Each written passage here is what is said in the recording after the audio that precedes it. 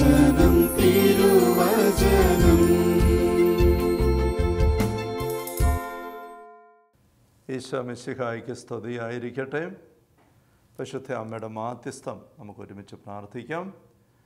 ദൈവകൃപ നിറഞ്ഞ മറിയമേ സ്വസ്തി, കർത്താവ് അങ്ങയോട് കൂടെ സ്ത്രീകളിൽ അങ്ങ് അനുഗ്രഹിക്കപ്പെട്ടവളാകുന്നു. അങ്ങയുടെ ഉദരത്തിൻ്റെ ഫലമായി ഈശോ അനുഗ്രഹിക്കപ്പെട്ടവനാകുന്നു. പരിശുദ്ധ മറിയമേ തമ്പുരാൻ്റെ അമ്മേ, പാപികളായി ഞങ്ങൾക്ക് വേണ്ടി ഇപ്പോഴും ഞങ്ങളുടെ മരണസമയത്തും തമ്പുരാനോട് അപേക്ഷിച്ചു കൊള്ളണമേ. പിതാവിനും പുത്രനും പരിശുദ്ധാത്മാവിനും സ്തുതി, അതിലെ പോലെ ഇപ്പോഴും എപ്പോഴും എന്നേക്കും. ആമേൻ. ഈശ്വരേറ്റം സ്നേഹമുള്ള സഹോദരരെ, വിശുദ്ധ ലൂക്കായുടെ സുവിശേഷം 8-ാമത്തെ അധ്യായം 26-27 തിരുവചനങ്ങൾ. അതിനുശേഷം അവർ ഗലീലിക്കെതിരെയുള്ള ഗെരസേനയുടെ നാട്ടിലെത്തിച്ചേർന്നു. അവൻ കരയ്ക്കിറങ്ങിയപ്പോൾ പിശാചുബാധയുള്ള ഒരുവൻ ആ പട്ടണത്തിൽ നിന്നും അവനെ സമീപിച്ചു. വളരെ കാലമായി അവൻ വസ്ത്രം ധരിക്കാറില്ലായിരുന്നു. വീട്ടിലല്ല, ശവക്കല്ലറകളിലാണ് അവൻ കഴിഞ്ഞുകൂടിയിരുന്നത്. ഗെരസേന നാട്ടിലെ പിശാച് ബാധിതൻ. വിശുദ്ധ ഗ്രന്ഥത്തിൽ പൈശാചികമായ കെണിയിൽപ്പെട്ട ഒരു വ്യക്തിയുടെ അവസ്ഥയെ ഏറ്റവും വ്യക്തമായ പിക്ചർസ് എന്ന് പറയുന്ന പോലെ വളരെ കളർഫുള്ളായി അവതരിപ്പിക്കുന്ന അല്ലെങ്കിൽ വരച്ച് കാട്ടുന്ന ഒരു രംഗമാണ്, ഒരു വിവരണ ഭാഗമാണ് ഇത്. പൈശാചികമായ അവസ്ഥയിൽപ്പെടുന്ന വ്യക്തികളുടെ ജീവിതത്തിലുണ്ടാകുന്ന വ്യതിചലനങ്ങൾ, വ്യത്യാസങ്ങൾ എന്തെല്ലാമാണ് എന്ന് വളരെ വ്യക്തമായിട്ട് ഈ സംഭവ വിവരണങ്ങൾ കാണുന്നുണ്ട്. നമ്മൾ ഈ ഒരു സെഷനിൽ ശ്രദ്ധിക്കുന്നത് ഇപ്പോൾ നമ്മൾ വായിച്ചു നിർത്തിയ ആ ഒരു വചനഭാഗത്തിൽ നൽകിയിരിക്കുന്ന പരാമർശനത്തെക്കുറിച്ചാണ്. വളരെ കാലമായി അവൻ വസ്ത്രം ധരിക്കാറില്ലായിരുന്നു. സ്വന്തം ശരീരത്തെ ആവശ്യത്തിന് വസ്ത്രം ധരിപ്പിച്ച് മാന്യമായിട്ടും വിശുദ്ധമായിട്ടും ആരോഗ്യകരമായിട്ടും സൂക്ഷിക്കാനായിട്ട് അവന് സാധിക്കുന്നില്ല. അത് വസ്ത്രം ഇല്ലാത്തത് കൊണ്ട് അവൻ മലയിൽ ഇങ്ങനെ കഴിയുന്നു, ആരും അവനോട് ഇടപെടുന്നില്ല. ഉള്ള വസ്ത്രമെല്ലാം കീറിപ്പോയി, അല്ലെങ്കിൽ ഊരിപ്പോയി, അല്ലെങ്കിൽ മുഷിഞ്ഞു പോയി, അലക്കാൻ പറ്റുന്നില്ല. അതുകൊണ്ട് അവനത് ധരിക്കുന്നില്ലായിരുന്നു എന്നല്ല അതിനർത്ഥം. മറിച്ച് അതിനാഴമായ ആത്മീയ തലങ്ങൾ ഉണ്ടെന്ന് നമുക്ക് നിരീക്ഷിക്കാൻ സാധിക്കുന്നു. അതേ സംഭവത്തിൻ്റെ തന്നെ വിവരണം നമ്മൾ വായിച്ചു വരുമ്പോൾ ഈശോ ആ മനുഷ്യനിലെ പൈശാചിക അരൂപികളെ ബഹിഷ്കരിച്ച് ഇറക്കി വിട്ടുകഴിഞ്ഞ് അവനെ സ്വതന്ത്രനാക്കുന്നു. അത് കഴിയുമ്പോൾ അവനെപ്പറ്റി നമ്മൾ വായിക്കുന്നത് 35-ാമത്തെ വാക്യത്തിൽ, പിശാചബാധയിൽ നിന്ന് വിമോചിതനായ മനുഷ്യൻ വസ്ത്രം ധരിച്ച് സുബോധത്തോടെ ഈശ്വര കാൽക്കൽ ഇരിക്കുന്നത് കണ്ടു. അവർക്ക് ഭയമായെന്ന് പറയുകയാണ്. വസ്ത്രം ധരിച്ച് സുബോധത്തോടെ ഇരിക്കുന്നു. അവൻ ആരെങ്കിലും വസ്ത്രം ഈശോ തന്നെ ശിഷ്യന്മാർ കൊടുത്തു കാണും തീർച്ചയായിട്ടും, പക്ഷേ ധരിക്കാനായിട്ട് സാധിക്കുന്നു. അപ്പോൾ ഈ ഒരു കാര്യം ഇവിടെ എടുത്ത് പരാമർശിച്ചിരിക്കുകയാണ്. പൈശാചികമായ സ്വാധീനങ്ങളിലേക്ക് ഒരു വ്യക്തിയുടെ ജീവിതം അധപ്പതിക്കുമ്പോൾ അല്ലെ കടന്നു പോകുമ്പോൾ ആ വ്യക്തിയുടെ ജീവിതത്തിലുണ്ടാകുന്ന ഒരു വ്യതിചലന ശൈലി ഈ ശരീരത്തോടുള്ള അവഹേളനമാണ്. ശരീരത്തെ വിശുദ്ധമായിട്ടും മാന്യമായിട്ടും നമ്മൾ തെസ്സലോനിക്ക ലേഖനത്തിൽ വായിക്കുന്നുണ്ടല്ലോ, നിങ്ങൾ ഓരോരുത്തരും സ്വന്തം ശരീരത്തെ വിശുദ്ധിയിലും മാന്യതയിലും കാത്തു സൂക്ഷിക്കേണ്ടത് എങ്ങനെയെന്ന് അറിയണം. തെസ്സലോനിക്ക ലേഖനം 1-ാം ലേഖനം 4-ാമത്തെ അധ്യായത്തിൽ 4-ാമത്തെ തിരുവചനമാണ്. ഓരോരുത്തരും സ്വന്തം ശരീരത്തെ വിശുദ്ധിയിലും മാന്യതയിലും കാത്തു സൂക്ഷിക്കേണ്ടത് എങ്ങനെയെന്ന് അറിയണം. വിശുദ്ധിയിൽ മാത്രം പോരാ, മാന്യതയിലും വേണം.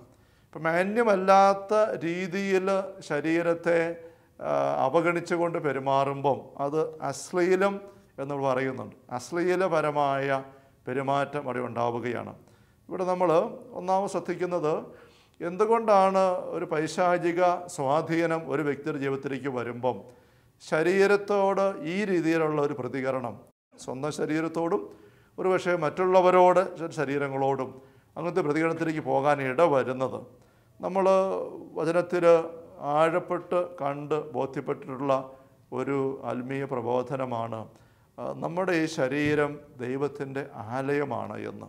മനുഷ്യനെ സൃഷ്ടിക്കുന്നതിനെപ്പറ്റി നമ്മൾ ഉൽപ്പത്തി പുസ്തകത്തിൽ വായിക്കുമ്പോൾ ഉൽപ്പത്തി പുസ്തകത്തിൽ 2-ാമത്തെ അധ്യായത്തിൽ 7-ാമത്തെ തിരുവചനത്തിൽ നമ്മൾ വായിക്കുന്നു, ദൈവമായ കർത്താവ് ഭൂമിയിലെ പൂഴി കൊണ്ട് മനുഷ്യനെ രൂപപ്പെടുത്തുകയും ജീവൻ്റെ ശ്വാസം അവൻ്റെ നാസാരന്ധ്രങ്ങളിലേക്ക് നിശ്വസിക്കുകയും ചെയ്തു.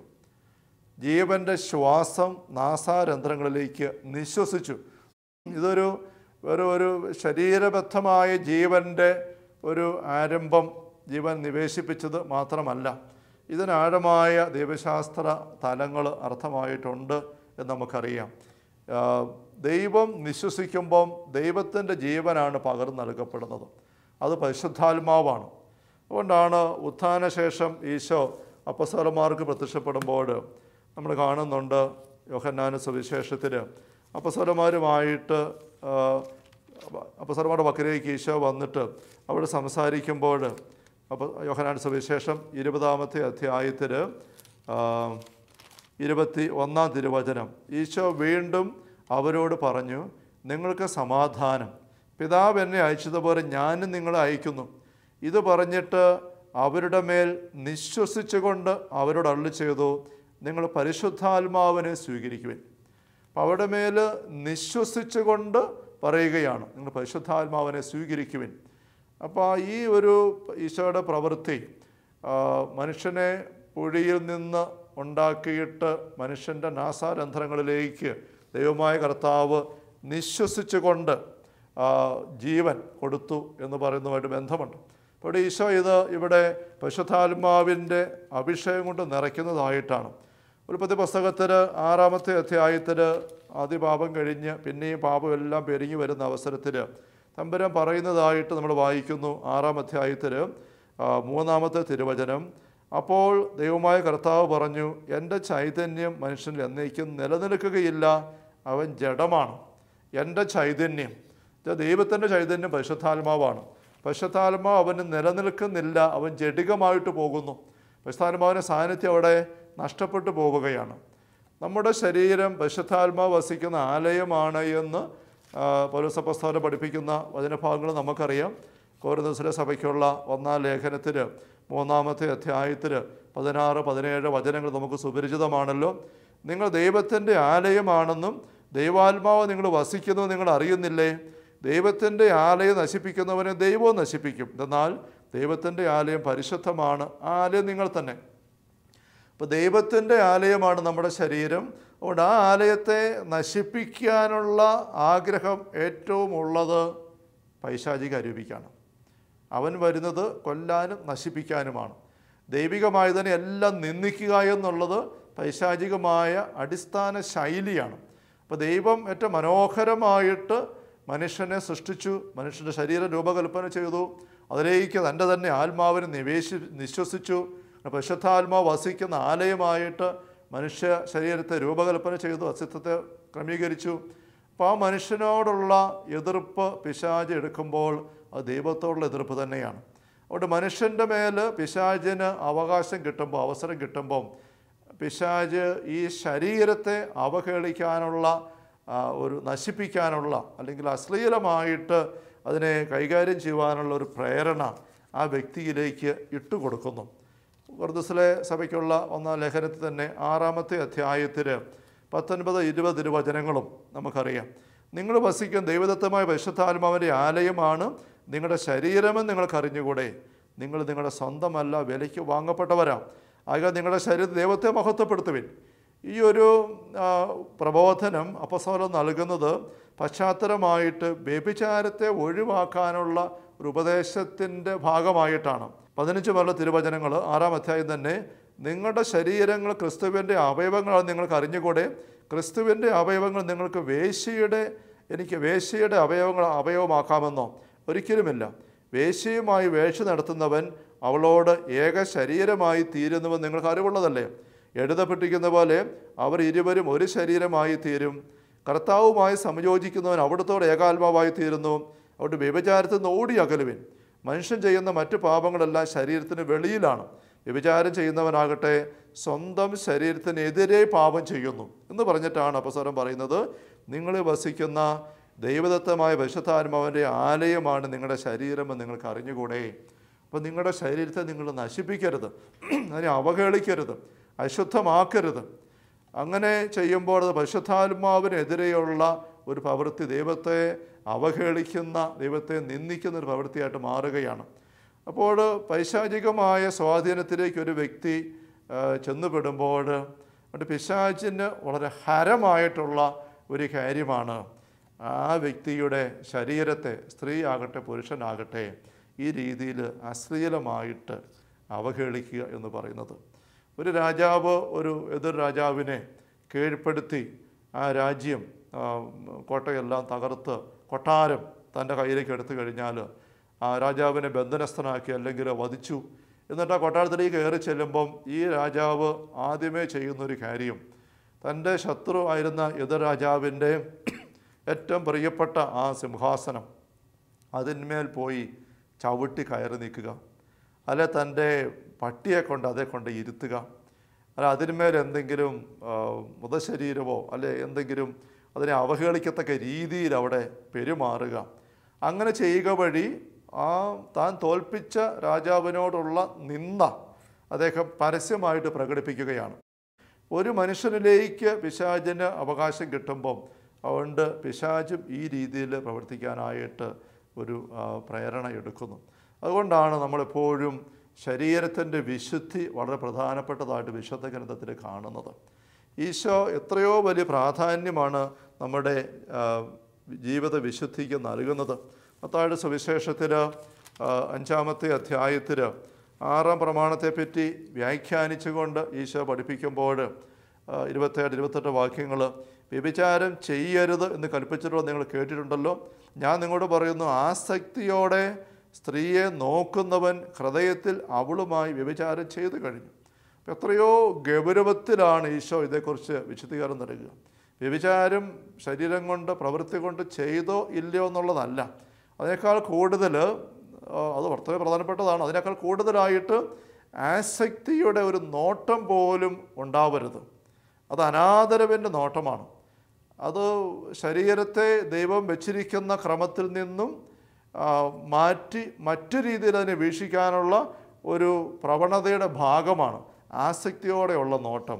ലൂക്കായുടെ സുവിശേഷത്തിൽ 21-ാമത്തെ അധ്യായത്തിൽ നമ്മൾ ഈശോയും ശിഷ്യന്മാരും ജെറുസലേം ദേവാലയത്തിൽ പ്രാർത്ഥനയ്ക്ക് എത്തിയിട്ട് പുറത്തേക്ക് ഇറങ്ങുന്ന രംഗം 21-ാം അധ്യായത്തിൽ 5-6 തിരുവചനങ്ങൾ.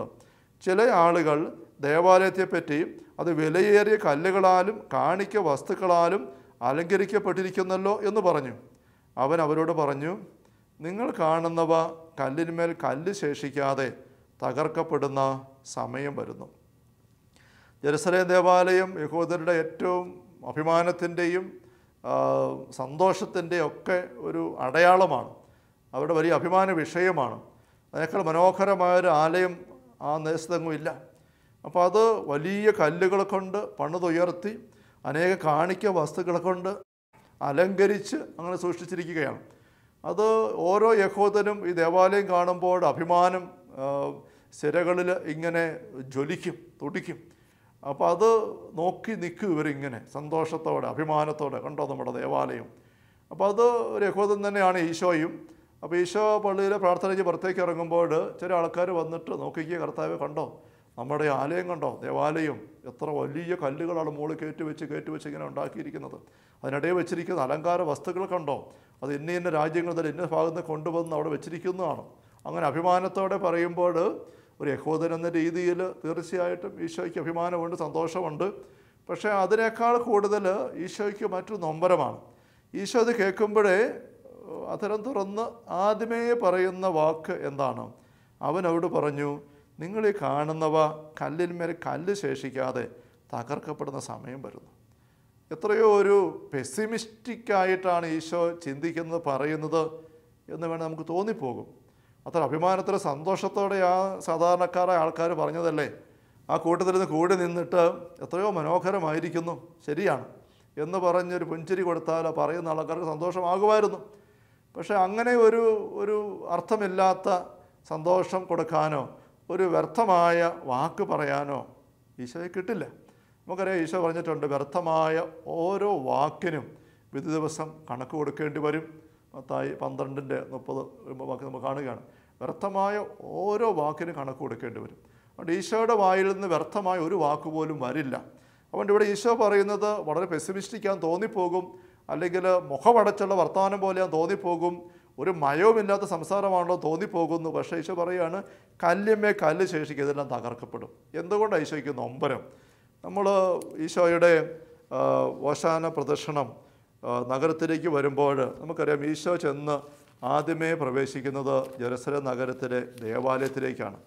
ദേവാലയത്തിലേക്ക് കടന്നു വരുന്ന ഈശോ നൊമ്പരത്തോടെ അവിടെ ചെയ്യുന്നൊരു കാര്യം, ദേവാലയത്തെ ശുദ്ധീകരിക്കുകയാണ്. നമുക്കറിയാം, മത്തായിയുടെ സുവിശേഷത്തിൽ 21-ാമത്തെ അധ്യായത്തിൽ 12 തിരുവചനങ്ങളിൽ നമ്മളത് വ്യക്തമായിട്ട് വായിക്കുന്നുണ്ട്.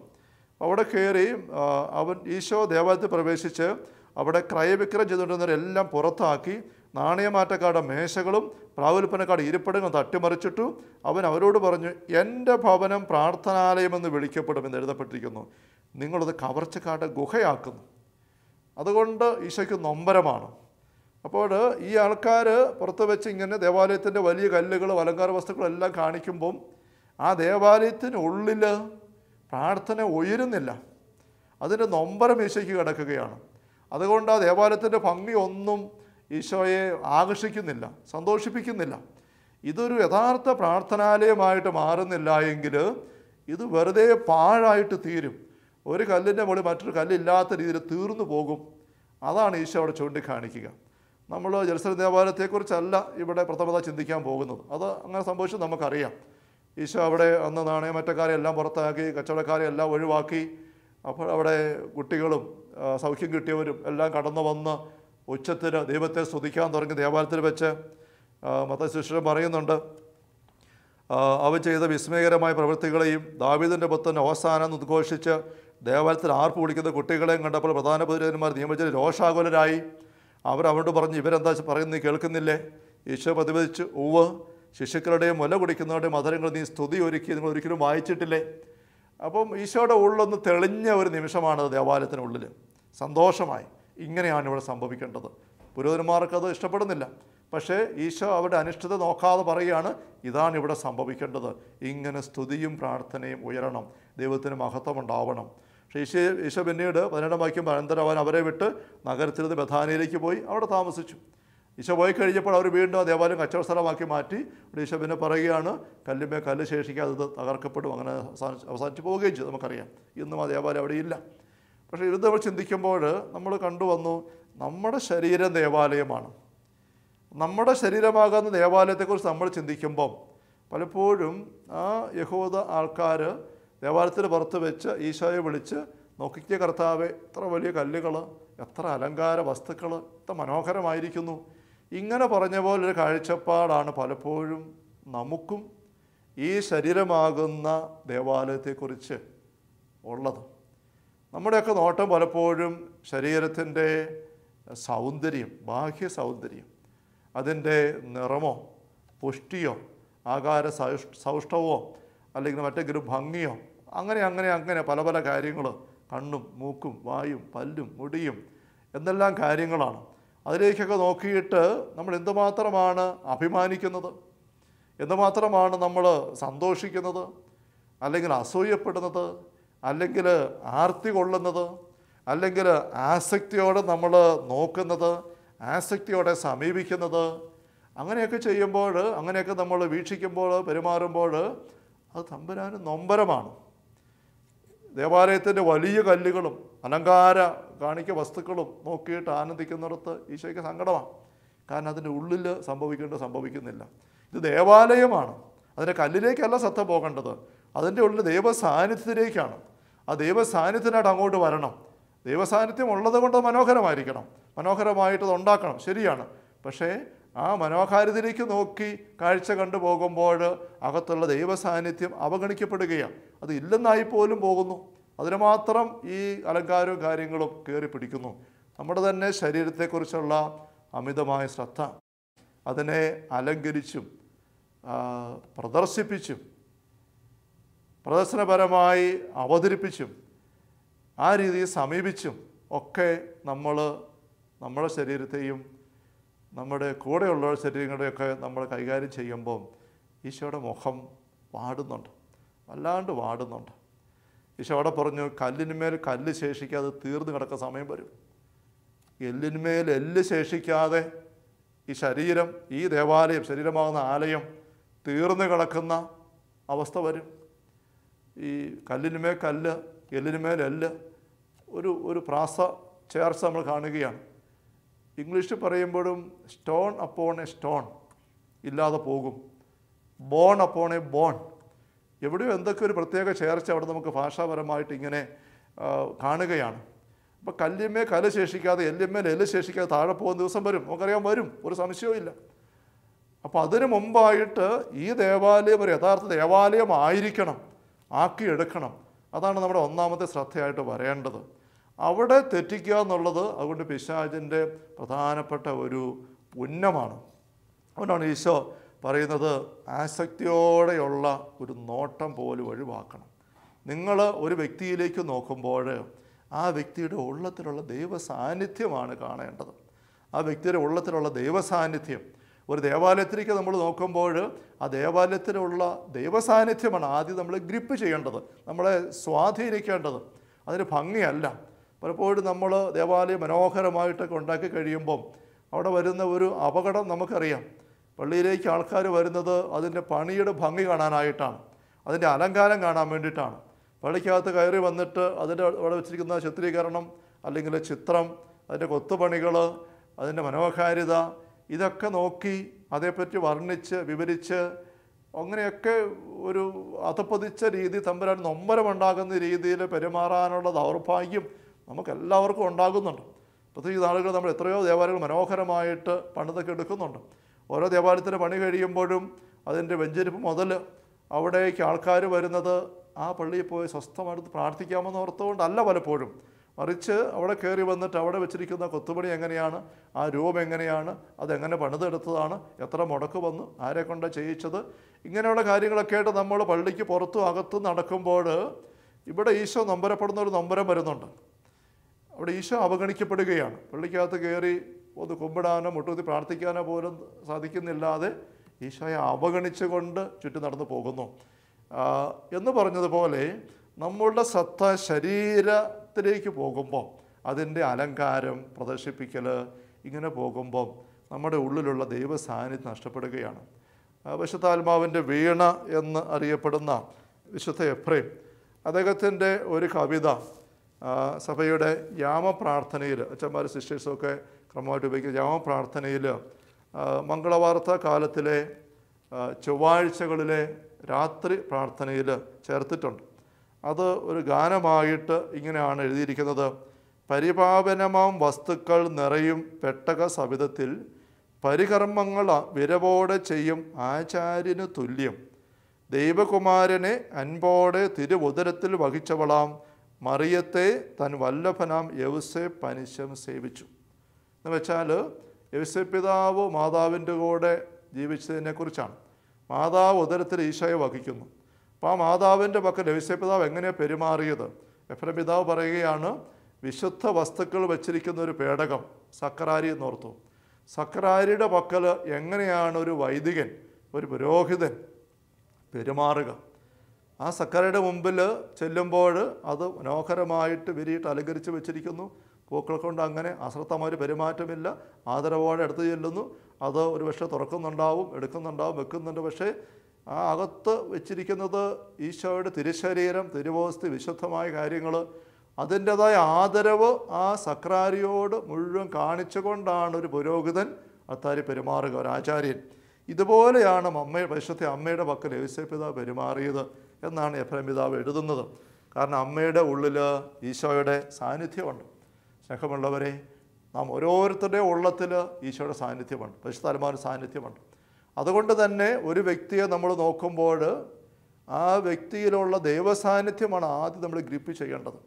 അതിന് വ്യത്യസ്തമായത് എന്തുണ്ടായാലും അത് ഒരു ദൈവ അവഹേളനമായിട്ട് വരികയാണ്. അതാണ് പിശാചിൻ്റെ ഉന്നവും വ്യത്യസ്തമായിട്ട് ഉണ്ടാക്കുക. അതുകൊണ്ട് ഈശോ പറയുന്നത് മത്തായി 5 നമ്മൾ കണ്ടു, ആസക്തിയോടെയുള്ള നോട്ടം അതുപോലും ഒഴിവാക്കണം.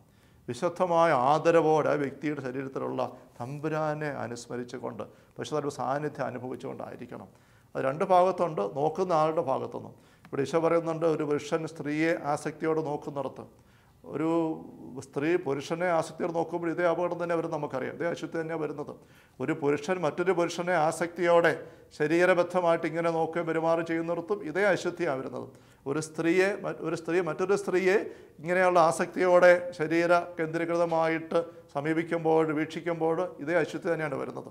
വീണ്ടും ഒരു വ്യക്തി തന്നെ സ്വന്തം ശരീരത്തെ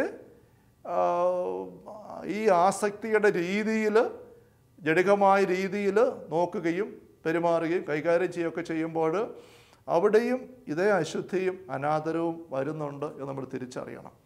അപ്പോൾ ഈ ഒരു തലത്തിൽ നമ്മൾ വലിയ വിശുദ്ധി എടുക്കാനായിട്ട് ഈശോ ആഗ്രഹിക്കുകയാണ്, ആവശ്യപ്പെടുകയാണ്. ദൈവത്തിൻ്റെ ആത്മാവിനെ അവിടുന്ന് നിശ്വസിച്ച് മനുഷ്യരിലേക്ക് നൽകി. ആദ്യത്തെ പാപം ഉണ്ടായിക്കഴിയുമ്പം ആദം ഔവ്വ ദമ്പതികൾക്ക്, അല്ലെങ്കിൽ ആദ്യ മാതാപിതാക്കന്മാർക്ക് ഉണ്ടാകുന്ന ഒരു അസ്വസ്ഥത വചനത്തിൽ രേഖപ്പെടുത്തിയിരിക്കുന്നത് ശരീരത്തിൻ്റെ ഈ ലൈംഗിക നഗ്നതയുമായിട്ട് ബന്ധപ്പെട്ട് നമ്മൾ കാണുന്നുണ്ട്. അവർ മരത്തിൻ്റെ പിറകിൽ ഒളിച്ചു, അവർക്ക് പുറത്തേക്ക് വരാൻ പറ്റുന്നില്ല. ചോദിക്കുമ്പം പറയുന്നത് ഞങ്ങൾ നഗ്നരാണ്. അവർക്ക് വിശുദ്ധിയുടെ വസ്ത്രം നഷ്ടപ്പെട്ടു പോയി. അപ്പോൾ പിശാചിൻ്റെ സ്വരം കേട്ട് അതനുസരിച്ച് അവർ പ്രവർത്തിച്ചു കഴിഞ്ഞപ്പോഴേക്കും അവർക്ക് പെട്ടെന്ന് അനുഭവപ്പെടുന്ന ഒരു അസ്വസ്ഥത ഇവിടെ ശരീരത്തിൻ്റെ ഈ വിശുദ്ധിയുമായിട്ട് ബന്ധപ്പെട്ടാണ്, ലൈംഗികതയായിട്ട് ബന്ധപ്പെട്ടാണ്. അവിടെ അവർക്ക് എന്തൊക്കെയോ നഷ്ടപ്പെട്ടു പോവുകയാണ്. ഇത് പിശാച് ഇടപെടുന്നതിൻ്റെ ഒരു കൃത്യമായ അടയാളം തന്നെയാണ്. അവൻ നമ്മൾ ആദ്യം കണ്ട ഗരസൻ നാട്ടിലെ പിശാച ബാധിതൻ, അവന് വളരെ കാലമായി വസ്ത്രം ധരിക്കാറില്ലായിരുന്നു.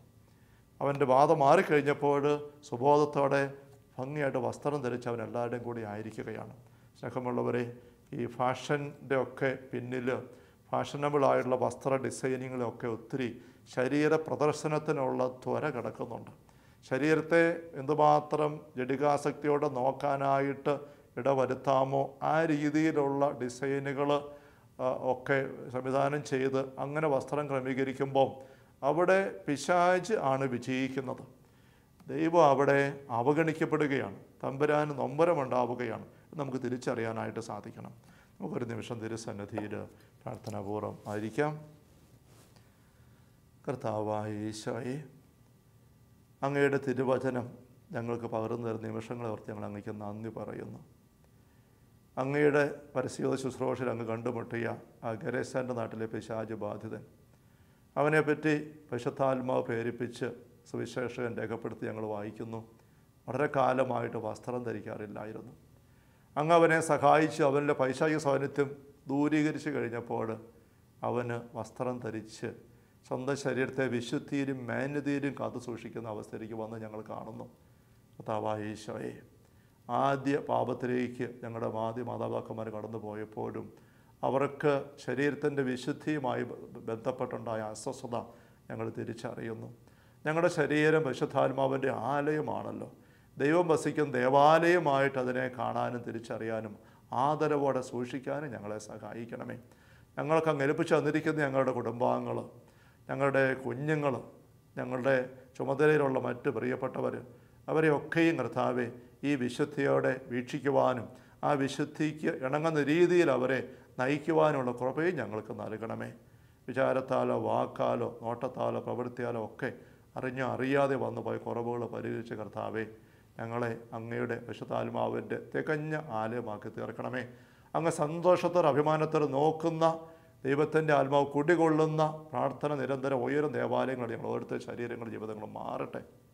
കർത്താവായ ഈശോയെ, പരിശുദ്ധ കത്തോലിക്കാ സഭയിലെ എളിയ ദാസനെ കനിഞ്ഞു നൽകിയ ശുശ്രൂഷ പൗരോഗത്തിൻ്റെ അഭിഷേക അധികാരം അനുസരിച്ച് പല രൂപതയുടെ ഭാഗവും മണ്ഡലൂപ ധ്യാനകേന്ദ്രത്തിൻ്റെ നിയമനാധികാരം അനുസരിച്ചു കർത്താവ് ഈ സമയം അങ്ങയുടെ തിരുവചനത്തിനായിട്ട് കാതോർത്ത് അതിനെ എളിമയോടും തുറവിയോടും ശിശുഭാവത്തോടും കൂടെ സ്വീകരിച്ച് അതനുസരിച്ച് ജീവിതത്തിൽ മാറ്റങ്ങൾ വരുത്താൻ തീരുമാനമെടുത്ത് അതിൻ്റെ കൃപയ്ക്ക് വേണ്ടി ആഗ്രഹിച്ച് ദാഹിച്ച് ഇപ്പോൾ അങ്ങോട്ട് മുമ്പ് നിൽക്കുന്ന ഈ മക്കളുടെ മേൽ അങ്ങയുടെ നാമത്തിൽ കരമുയർത്തി ദാസൻ പ്രാർത്ഥിക്കുന്നു. സകലവിധ നാരകീയ സ്വാധീനങ്ങൾ, തെറ്റായ ചിന്താഗതികളുടെ പിടുത്തങ്ങളും കർത്താവ് മക്കൾ എന്നേക്കുമായിട്ട് മാറിപ്പോകട്ടെ. നമ്മുടെ വിശുദ്ധമായ ആലയങ്ങളായിട്ട് മക്കൾ ഓരോരുത്തരും ധ്യാനം വരികയും ചെയ്യട്ടെ. നമ്മുടെ കർത്താവ് യേശു മിശിഹായുടെ സമൃദ്ധമായ കൃപയും അനുഗ്രഹങ്ങളും പിതാവായ ദൈവത്തിൻ്റെ അവർണ്ണനീയമായ സ്നേഹവും പരിശുദ്ധാത്മാവായ ദൈവത്തിൻ്റെ നിരന്തരമായ സാന്നിധ്യവും സഹവാസവും സഹായ സംരക്ഷണവും സ്നേഹമുള്ളവരെ നാം ഓരോരുത്തരോടും കൂടെ ഉണ്ടായിരിക്കട്ടെ, ഇപ്പോഴും എപ്പോഴും എന്നേക്കും. ആമേൻ.